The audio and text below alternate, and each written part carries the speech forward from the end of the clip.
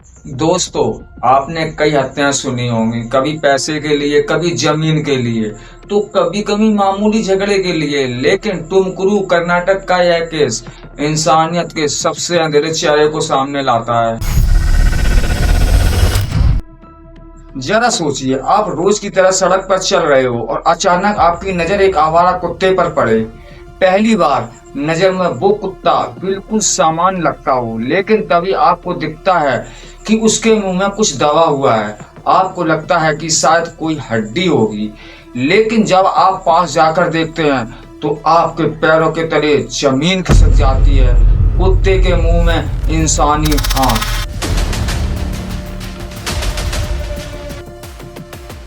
जी हाँ दोस्तों, इंसानी हाथ। यह नज़ारा इतना डरावना था कि जिसने भी देखा उसका खून जम गया।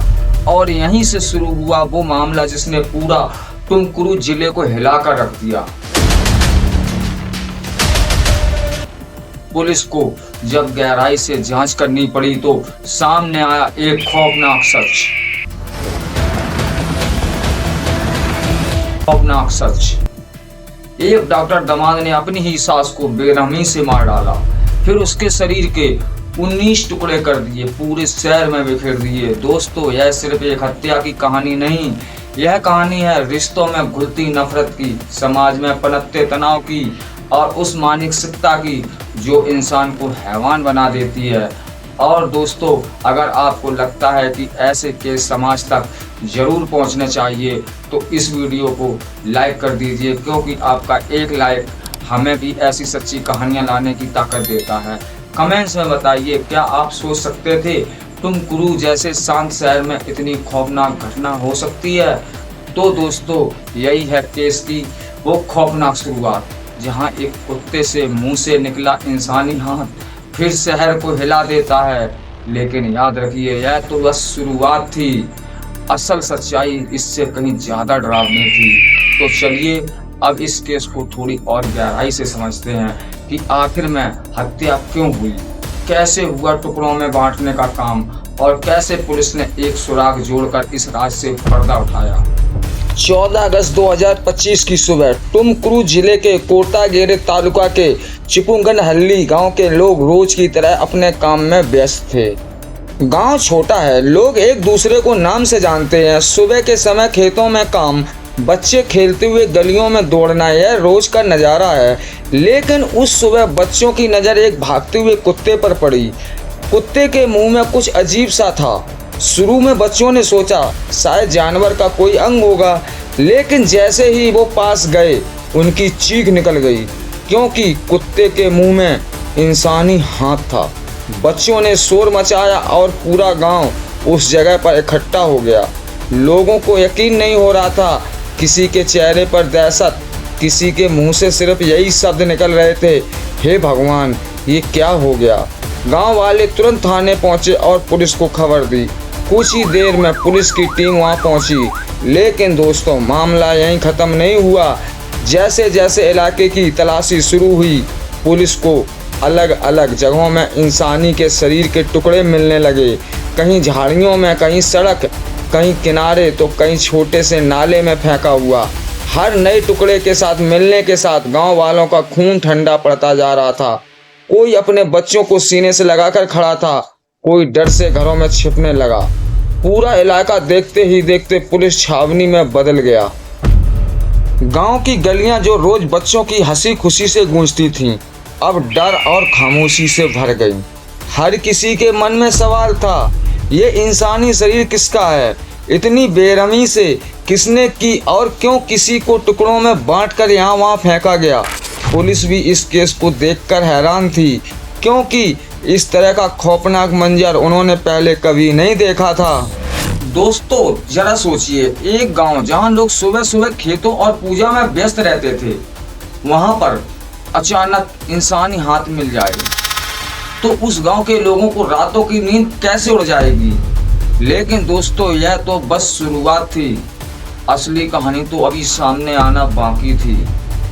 पुलिस के सामने सबसे पहली चुनौती थी, आखिर यह सब किसका है? क्योंकि जब इंसानी शरीर टुकड़ों में मिले तो पहचान कर पाना आसान नहीं होता। कपड़े खून और मिट्टी से सने हुए थे, चेहरे का हिस्सा गायब था। पुलिस ने हर छोटे छोटे सुराग देना शुरू किए। लाश के कुछ हिस्सों को जोड़ने के बाद हाथ पर मौजूद पुराने जख्म और तिल पर नजर गई। यह एक निशाना था, पुलिस का रास्ता दिखाया। तुलना करने के बाद शक गहराने लगा कि यह लाश हो सकती है लक्ष्मी देवम्मा की। लक्ष्मी देवम्मा उम्र 42 साल, एक साधारण महिला जो अपने परिवार के लिए जीती थी। वो उस वर्ग से आती थी जहां औरतें चुपचाप घर और समाज का बोझ उठाती थीं, लेकिन उनके बारे में कोई अखबार में नहीं लिखता। आज वही औरत पूरे राज्य की सुर्खियों में थी, वो भी इतनी दर्दनाक वजह से। लक्ष्मी देवम्मा की एक बेटी थी जिसकी शादी तुमाकुरू के एक दंत चिकित्सक डॉक्टर रामचंद्र से हुई थी, यानी वह दामाद जो बाद में इस केस का सबसे बड़ा विलेन बनकर सामने आया। परिवार बाहर से देखने पर बिल्कुल सामान्य लगता था। लोगों को लगता था सब कुछ ठीक है, लेकिन असलियत घर की 4 दीवारों में छिपी थी। पड़ोसियों के मुताबिक लक्ष्मी देवम्मा और उनके दामाद के बीच अक्सर कहासुनी होती थी, कभी छोटी छोटी बातों पर, कभी परिवार के फैसलों को लेकर। लेकिन धीरे धीरे यह तनाव इतना गहरा हो गया कि घर का माहौल जहर बन गया। डॉक्टर रामचंद्र जो पेशे से डॉक्टर थे, अपने समाज में इज्जतदार माने जाते थे। लोग उनसे इलाज कराने आते थे, लेकिन घर के अंदर वो अपने गुस्से और अहंकार पर काबू नहीं कर रखते थे। लक्ष्मी देवम्मा को अक्सर लगता था कि उनका दामाद उन्हें अपमानित करता है, वहीं रामचंद्र को लगता था कि सास उनकी इज्जत पर चोट करती है। दोस्तों, जरा आप सोचिए, घर वह जगह होती है जहां इंसान चैन ढूंढता है, लेकिन यहाँ वही घर धीरे धीरे जंग का मैदान बन गया। इसी टूटे हुए रिश्ते ने एक दिन खौफनाक रूप ले लिया। लक्ष्मी देवम्मा जो एक माँ थी और एक औरत थी, कभी सोचा भी नहीं होगा कि उनकी जिंदगी इस तरह खत्म होगी। टुकड़े टुकड़ों में सड़क और झाड़ियों में बिखरी हुई मिलेगी।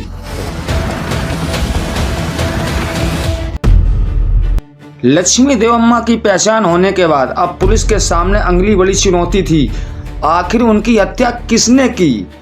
यह कोई साधारण वारदात नहीं थी, क्योंकि हत्या करना एक बात है, लेकिन शरीर को 19 टुकड़ों में बांटना और उन टुकड़ों को अलग अलग जगह फेंकना, यह सब बहुत सोची समझी प्लानिंग का हिस्सा लगता था।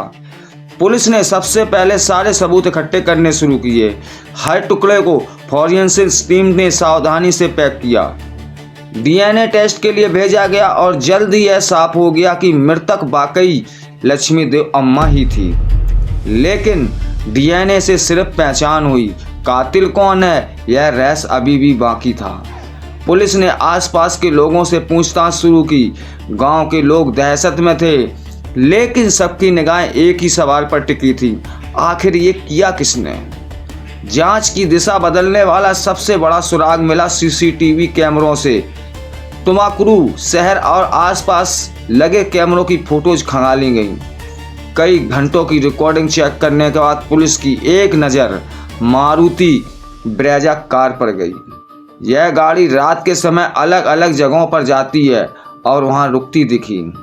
फुटेज का ध्यान से देखने पर लगा कि कार से कुछ सामान बाहर फेंका जा रहा है। पुलिस ने गाड़ी का नंबर नोट किया और जब उन्होंने गाड़ी का रजिस्ट्रेशन चेक किया तो नाम सामने आया, डॉक्टर रामचंद्र। जी हाँ, वही दामाद जिसने नाम परिवार के झगड़ों से पहले भी लिया जाता था।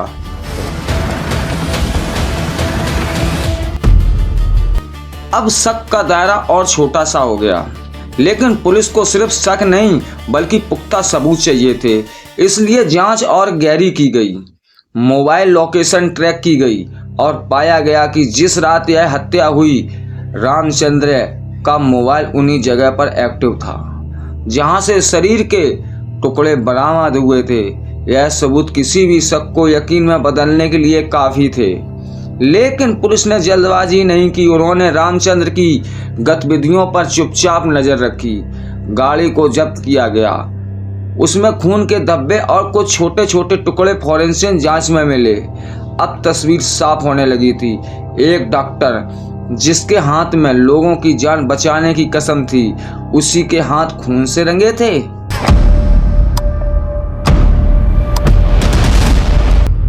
दोस्तों अब जरा सोचिए, कितना बड़ा झूठ है यह समाज का चेहरा। बाहर से इज्जतदार, अंदर से हैवान। सीसीटीवी फुटेज, गाड़ी के सबूत और मोबाइल लोकेशन, इन तीनों ने पुलिस की जांच को एक ही नाम तक पहुंचा दिया, डॉक्टर रामचंद्र। अब बारी थी उन्हें गिरफ्तार करने की।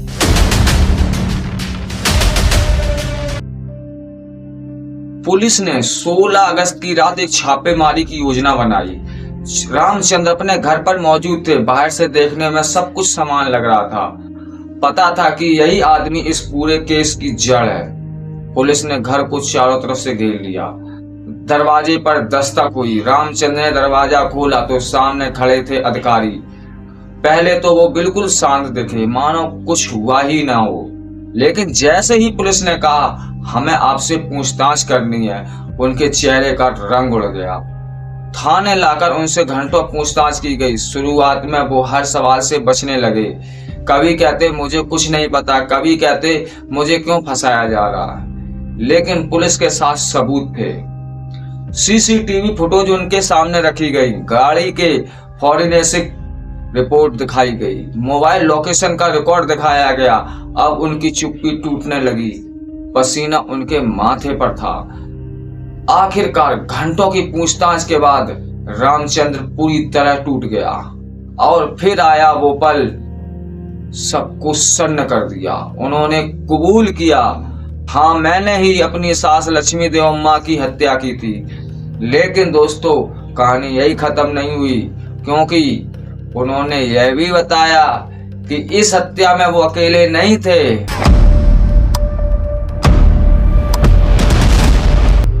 उनके साथ 2 और लोग शामिल थे। सतीश और किरण दोनों उनके करीबी माने जाते थे। रामचंद्र ने बताया कि सास के साथ झगड़े इतने बढ़ चुके थे कि उन्होंने आखिरकार हत्या की साजिश रच डाली और इस साजिश को अंजाम देने में सतीश और किरण ने उनकी मदद की। पुलिस ने तुरंत कार्रवाई की। सतीश और किरण दोनों को भी हिरासत में ले लिया। पूछताछ में उन्होंने भी अपनी भूमिका स्वीकार कर ली। अब तस्वीर बिल्कुल साफ थी। एक डॉक्टर, दामाद और 2 साथी मिलकर उन्होंने एक महिला को मौत के घाट उतारा, उसके शरीर के टुकड़ों में बांटा, फिर पूरे इलाके में फेंक दिया। दोस्तों सोचिए, डॉक्टर जिसे लोगों की जिंदगी बचाने की कसम खानी चाहिए थी, वो अपनी ही सास की जिंदगी छीनने वाला निकला। क्या आप यकीन कर सकते हो कि कोई पढ़ाई लिखाई और समाज में इज्जत, कभी कभी इंसानियत को इतनी बड़ी हो सकती है। लेकिन असली खौफनाक सच तो अभी सामने आना बाकी था कि आखिर उस रात क्या हुआ था जब लक्ष्मी देव अम्मा की जिंदगी हमेशा के लिए खत्म।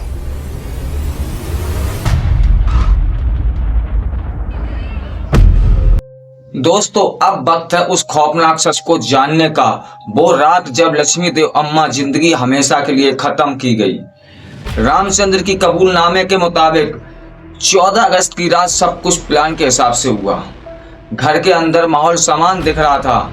लक्ष्मी देव अम्मा को बिल्कुल अंदाजा नहीं था कि उनके अपने दामाद और उसके साथी किसी हैवानियत की साजिश बुन रहे हैं।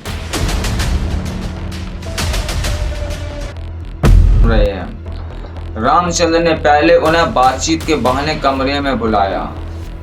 पीछे से सतीश और किरण भी तैयार खड़े थे। जैसे ही मौका मिला उन्होंने लक्ष्मी देव अम्मा पर हमला कर दिया।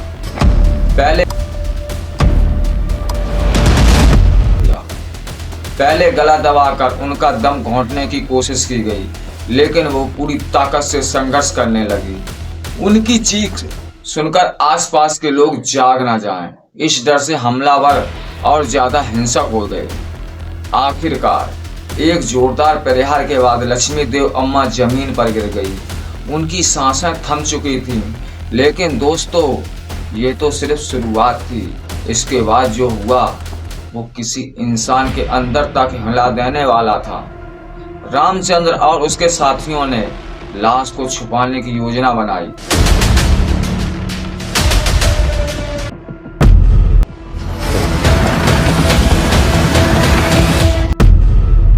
मामला सीधा साधा हत्या का ना लगे, इसलिए उन्होंने तय किया कि शरीर को टुकड़ों में काट दिया जाए।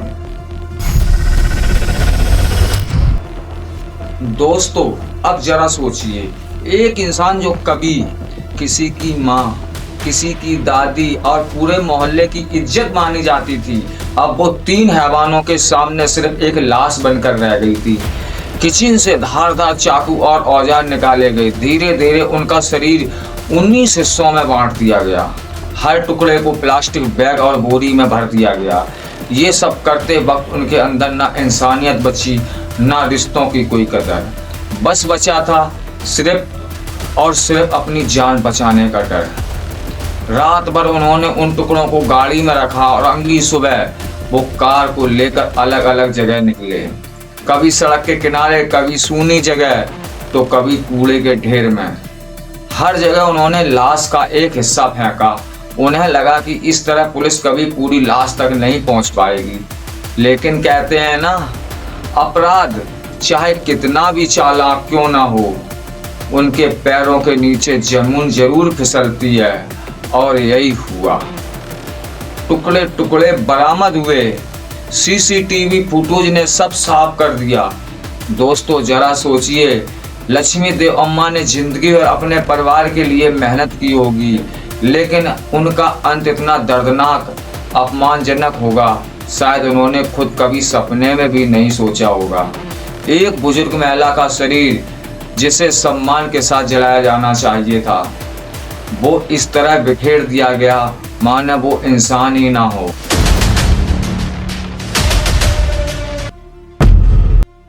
दोस्तों हत्या के इस हैरान कर देने वाले खुलासे के बाद अब पूरा मामला कोर्ट तक पहुंच चुका था और यहां से शुरू हुई न्याय की लड़ाई।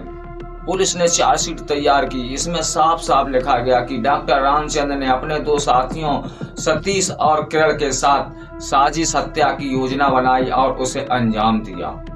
चार्जशीट में forensic report, DNA matching, CCTV footage, mobile location और गाड़ी से मिले खून के धब्बों को मजबूत सबूत के तौर पर पेश किया गया। जब केस पहली बार कोर्ट में पेश हुआ तो पूरा माहौल सन्नाटे से भर गया। लोगों को यकीन ही नहीं हो रहा था कि एक डॉक्टर जिसका समाज में इतना सम्मान, वो इस तरह घिनौना अपराध कर सकता है। रामचंद्र के वकीलों ने शुरू में दलील दी कि सबूतों को गलत तरीके से पेश किया गया, लेकिन जब सीसीटीवी फुटेज और फॉरेंसिक रिपोर्ट सामने आई तो उनकी दलीलें धरी की धरी रह गईं। वहीं दूसरी ओर लक्ष्मी देव अम्मा के परिवार का पीड़ा अदालत में साफ झलक रही थी। उनके बच्चे और रिश्तेदारों ने कड़ी से कड़ी सजा की मांग की, क्योंकि यह सिर्फ हत्या नहीं थी बल्कि इंसानियत को कलंकित करने वाली घटना थी। कोर्ट ने इस मामले को rarest of the rare case मानते हुए रामचंद्र और उनके दोनों साथियों को 302 हत्या, 201 सबूत मिटाने और 120 षड्यंत्र रचने जैसी धाराएं लगाईं। सुनवाई के दौरान जज ने टिप्पणी करते हुए कहा, यह मामला न सिर्फ एक जघन अपराध का है बल्कि समाज के भरोसे पर भी गहरी चोट है। एक डॉक्टर जिसे लोगों की जान बचानी चाहिए थी, उसने अपने ही परिवार की जान ले ली। दोस्तों आज भी केस अदालत में चल रहा है। सजा का ऐलान होना बाकी है, लेकिन सबूत इतने पक्के हैं कि कानून का शिकंजा जल्द ही इन अपराधियों पर कस जाएगा। लोगों की यही मांग है कि इन्हें कड़ी से कड़ी सजा दी जाए, ताकि आने वाले वक्त में कोई और इंसान ऐसी हैवानियत करने से पहले 100 बार सोचे। दोस्तों टुमकुरू का यह केस हमें यह सिखाता है कि जब रिश्तों में संबंध टूट जाता है तो नफरत बढ़ती जाती है और यही नफरत एक दिन इंसान को हैवान बना देती है। एक साधारण सा सुराख कुत्ते के मुंह में इंसानी हाथ ने पूरे सच को उजागर कर दिया। पुलिस को मेहनत और तकनीक ने इस केस को सुलझाया, पर सवाल यह है, क्या हम समाज में ऐसी नफरत को रोक सकते हैं? क्या हम अपने रिश्तों को संभाल सकते हैं ताकि हालात इतना खौफनाक मोड़ ना ले? दोस्तों टुमकुरू का यह केस सिर्फ एक परिवार की कहानी नहीं है, यह हम सबके लिए आईना है। जरा सोचिए, अगर एक छोटा सा सुराख कुत्ते के मुंह में हाथ पूरे राज को खोल सकता है, तो आपकी एक छोटी सी क्लिक इस चैनल के लिए कितना बड़ा फर्क ला सकती है। अगर आपको लगता है कि ऐसी कहानियां समाज तक पहुंचना जरूरी है, अगर आपको भी ऐसा लगता है कि ऐसे केस हमें सिखाते हैं कि रिश्तों की कड़वाहट कहाँ तक ले जा सकती है, तो अभी इस वीडियो को लाइक कीजिए, क्योंकि आपका एक लाइक हमें हौसला देता है, आपको एक सब्सक्राइब हमें ताकत देता है, और आपका एक कमेंट्स हमें बताता है कि हम अकेले नहीं हैं, बल्कि आप भी हमारे साथ हैं। इस सच्चाई को सामने लाने की लड़ाई में खड़े हैं। तो चलिए नीचे कमेंट्स में लिखकर बताइए, क्या आपको लगता है कि टॉम क्रूज जैसी घटनाएं सिर्फ नफरत की वजह से होती हैं, या फिर इसके पीछे और वजह छिपी होती हैं? दोस्तों, यह चैनल सिर्फ एक चैनल नहीं है, यह परिवार है, जहां हम सच की सबसे कड़वी और सबसे डरावनी कहानियां आप तक लाते हैं। तो परिवार का हिस्सा बनिए, सब्सक्राइब बटन दबाकर। आपकी राय क्या है, कमेंट्स में जरूर बताएं।